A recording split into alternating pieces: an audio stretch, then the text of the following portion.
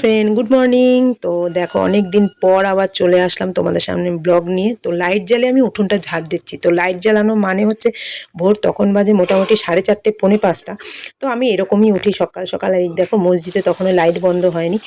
আর এখানে দেখো কলের জলও চলে এসছে। আর আমি জামা কাপড় ভেজাতে শুরু করে দিয়েছি, কেননা আগের দিন রাতে না ভেজাতে ভুলে গেছে, ওই জন্য ভোরবেলা উঠেই আগে ভিজিয়ে দিলাম।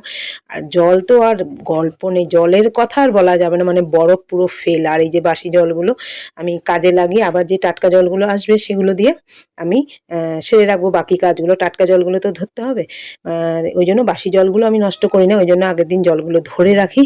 তো ফাইনালি দেখো জামা কাপড় ভিজিয়ে, আর এই যে গামলাটা দেখছো, এঁঠো বাসন আর যত বাসন থাকে রাতে সন্ধ্যা থেকে আমি গামলাতে রেখে দিই। আর গামলা ধরে বাইরে বের করে দিই, তখন অতটা কষ্ট হয় না। কিন্তু সকালবেলা উঠে বেসিনের এঁঠো বাসন ঘাঁটতে একটুকুও ভালো লাগে না। এবার বেসিনেও এঁঠো বাসন রাখাটাও ঠিক না সবসময়, যখন রাতে শোয়া হয়।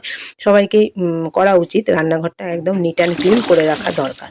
তো তাতে সংসারেরও উন্নতি হয়, সব দিকেও ভালো হয়। আর এটা হচ্ছে দেখো বাসি জলগুলো ধুয়ে টুয়ে তখনও পুরো অন্ধকার, গুডগুডে অন্ধকার, অন্ধকার আর ছাড়েনি। মানে অনেকটাই ভোরে আমি উঠি। তো শীত গ্রীষ্ম বর্ষা আমার টাইম সব এক। তো এই দেখো আমার রান্নাঘর দেখো পুরো একদম পরিষ্কার। এই যে তোমাদের বললাম না যে একদম নিট অ্যান্ড ক্লিন করে রাখা উচিত সব গৃহিণীদের। আর ফাইনালি দেখো আস্তে আস্তে সূর্য মামা উঠেছে, আর বাইরে প্রচণ্ড কুয়াশা। তার মধ্যে আমি আমার কাজটা সেরে নিচ্ছি। এই যে আটা মাখা শুরু করে দিয়েছি, ব্রেকফাস্ট তৈরি করব। রান্নাঘরে জানলা দরজা সব বন্ধ করে আটাটা মেখে নিয়েছি। আর এখানে দেখো চা বসিয়ে দিলাম। চাটা একটু পরিমাণে বেশি খাওয়া হয় শীতকালে, মানে 1 কাপের জায়গায় সেই পরিমাণটা কাঁচের গ্লাসে বেশি করে খাওয়া হয় আর কি। তারপরে এই যে ফুলকপি আলুর তরকারি, শীতকালে আমার মেয়ের ফেভারিট, প্রত্যেক দিনই হয়ে থাকে।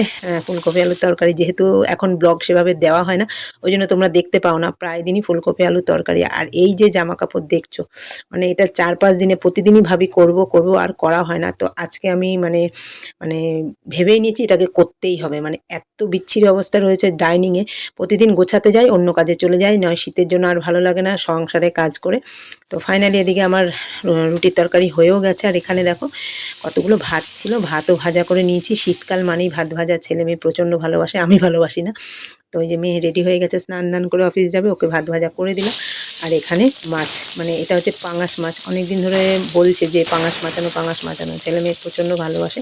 তো দাদা পাঙাশ মাছ নিয়ে এসছে। এদিকে মাছ ভাজতে ভাজতে এদিকে বেসিনে আমি যে কটা বাসন ছোট ছোট হয় সেগুলো মেজে ফেলি। মানে হাত আর ফাঁকা নেই। তো কিছু না কিছু আমাকে করতেই হয়, একদিকে রান্না চলে, আরেকদিকে বাসন মাজা চলে, নয়তো বাসন গোছানো চলে। তো এইভাবেই রান্নাঘরে আমার মানে সমস্ত কাটে। আর এই যে দেখছো ঢাল নিয়েছি, কেন নিয়েছি বলো তো? এটা তেলাক্ত মাছ, প্রচণ্ড ফাটে এমনিতেই। মানে মাছ ভাজতে গিয়ে আমার সারা মুখে হাতে তেল ছিটে নানা রকম মানে চিহ্ন হয়ে যায়। তো ওই জন্যই পাঙাশ মাছ ফাটে বলে আমি প্লেটটাকে ঢাল হিসেবে ব্যবহার করে ভাজাভাজি করে তার সবজিটা দিয়ে দিলাম। আর এটা আলু দিয়ে, টমেটো দিয়ে, ধনেপাতা দিয়ে শীতকালে খুব ভালো লাগে। তো আমি খুব একটা ভালোবাসি না, কিন্তু ওদের জন্য আমাকে করতে হয়। তো ফাইনালি দেখো আমি লঙ্কা, হলুদ গুঁড়ো আর একটু কাঁচা লঙ্কাও দিয়ে দিলাম। আর লঙ্কার গুঁড়ো যেহেতু অল্প দিয়ে, জন্য কাঁচা লঙ্কাটাও ইউজ করি। তো আমরা একবেলা মতো মাছ রান্না করি, বিকেলে কেউ মাছ খায় না, যেহেতু রুটি খায়, বিকেলে কেউ মাছ খাবে না। তো রেডি টু সার্ভ হয়ে গেল গরম গরম ধোয়া ওঠা মাছ। দেখে মনে হচ্ছে এখনই খাবো, কিন্তু এটা অনেক দিনের। তো এইটা মেয়ের জন্য প্যাক করা হচ্ছে, ওকে টিফিনটা দিয়ে দেবো দুপুরের খাবার। তো ওর ব্যাগটা গুছানো হয়ে গেছে, ও চলে যাবে। এই যে ওর ব্যাগটা রেডি, ও এবার যাচ্ছে ঠান্ডার মধ্যে। তো আমি বললাম মুজোটা পর, ও তো মুজো পরবে না। মাথায় এই যে বকবক করতে করতে বলছে আমার অত ঠান্ডা লাগে না। তখনও সেভাবে মানে কুয়াশা পড়েনি। তো তারপর সেদিন তো গেল। আর সন্ধ্যাবেলা আমরা চলে গেছি চার্চে, আমাদের বাড়ির কাছে চার্চে, মেলাতে চলে গেছি। মানে ঠান্ডা ছিল, যত রাত বাড়ছে ঠান্ডাটাও বেড়ে যাচ্ছে। তো আমরা চার্চে ঘুরে টুরে খাওয়া দাওয়া করে একদম সোজা চলে এসেছি আমরা এই যে দোকানে খাবো। খেয়ে দিয়ে সোজা চলে যাবো বাড়িতে। তো মোগলাই চাউমিন নেওয়া হলো। তো যাওয়ার আগে একটু আমি মোমো নিয়েছিলাম, তো মোমোটা খুব একটা ভালো ছিল না। তো খেয়ে দিয়ে বাকি চার্চ ঘুরে টুরে এবার বাড়ির উদ্দেশ্যে রওনা হচ্ছি। যেতে যেতে তো প্রচণ্ড ঠান্ডা, মেয়ে ফটো তুলছে। তা আমি বারে বারে বললাম চল চল তাড়াতাড়ি চল, এত ঠান্ডা এত ঠান্ডা। তো বলছে দাঁড়াও মা, দুটো ফটো তুলে নিই। চার্চটা খুব সুন্দর করে সাজানো হয় আমাদের এখানে। আর সত্যি মানে ওখান থেকে আর আসতে ইচ্ছে করে না, যতই ঠান্ডা হোক, কিন্তু বাড়িতে তো আসতেই হবে। আর এই যে চার্চের বাইরে, এটা মানে মাঠের মধ্যে এই গোশালাটা করে প্রত্যেকবার বড় করে, মানে প্রচুর লোক আসে, প্রচুর লোক আসে। সুন্দর একটা মেলা হয় আমাদের এখানে। এই দেখো, আশা করি তোমাদের ভালো লাগবে। কৃষ্ণনগরের চার্চটা ভীষণ বড়।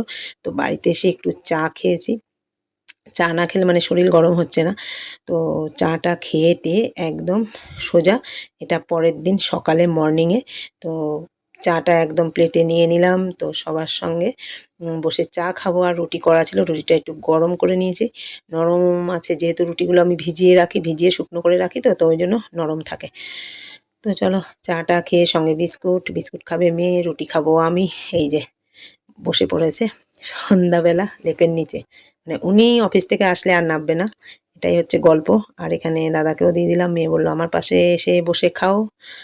আর দাদাকে বিস্কুট দিয়ে দিলাম, দাদা তো এই কিছুক্ষণ আগে ভাত খেয়েছে, তবু চা খাবে।